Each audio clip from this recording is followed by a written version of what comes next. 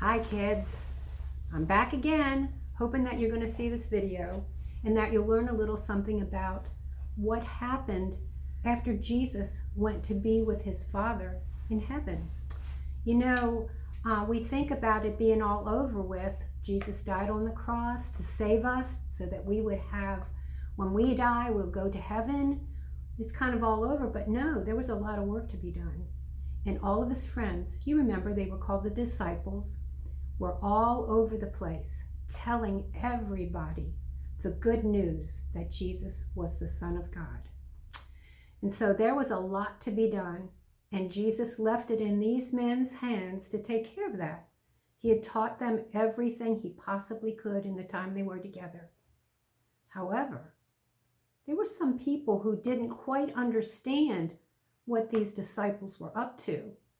And one of them was a guy named Paul. Paul knew a lot of things about the Bible that they had back then. It wasn't a Bible like we have, but it was still their Bible. He knew a lot of many, many things. But he never saw Jesus heal anybody. He never saw Jesus make a blind man see, or somebody who couldn't hear again, or a little girl who was terribly ill just come back and be perfectly in good shape. He never saw any of that. He didn't see anything himself. And so he doubted what they were saying because it didn't exactly fit in with his Bible. So you know what he did? He got permission to go out and put the people in jail that believed that Jesus was the Son of God. He was very, very dangerous to the Christian people. So one day he had heard that there were some Christians in Damascus. That's just a city somewhere. And he took off to go down and find these people and put them in jail because they were believing something he didn't believe in. So he took off, went down the Damascus road, and while he was on that road, something happened. A very, very, very bright light came from the sky and went right on to Paul. And he fell to his knees in the dirt. And him and the men that were with him to help arrest the people heard this voice from above. And it said, Paul, why do you hate me? Why are you doing this? And Paul said, well, who are you? And the voice said, this is Jesus. Paul was very afraid. He was very afraid. And when the light went out and he started to stand up, he realized he was blind. And that would have been very frightening too, wouldn't it? All of a sudden you can't see. The men that were with him, they heard everything. They saw what happened to Paul. They took him to Damascus and took him to a room to stay there. Paul stayed in that room for 3 days, all by himself, with no food and nothing to drink.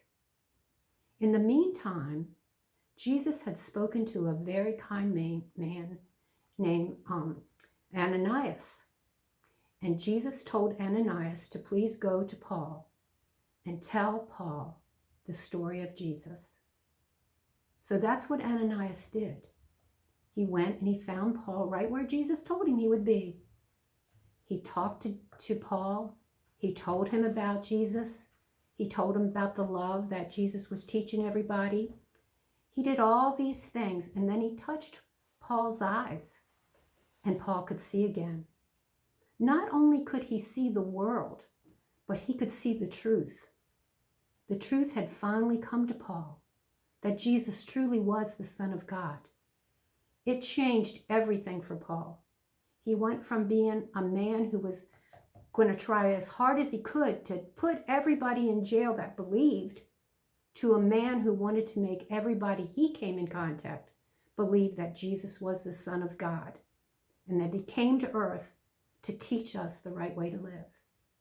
You know, that's kind of like how some people are today. Some people just don't want to believe. Yet we have a whole book full of things that tell us the truth. And that's the truth we need to remember. That Jesus came here so that we may have life after we pass away, after we die. We're going to be in heaven. an amazing place. But we do have to believe that Jesus was the Son of God, that he died on the cross for our sins, and then 3 days later, he came up from the grave to show us that that's what it's going to be like for us. So I hope that you take the story. I hope you remember it. And I hope you remember that if you run across somebody who doesn't believe in Jesus, that you would be brave and that you would say, yes, yes. Talk to someone that can tell you. Talk to an adult that can tell you about Jesus. Okay? I love you guys. I miss you terribly. Hope to see you here soon. Bye.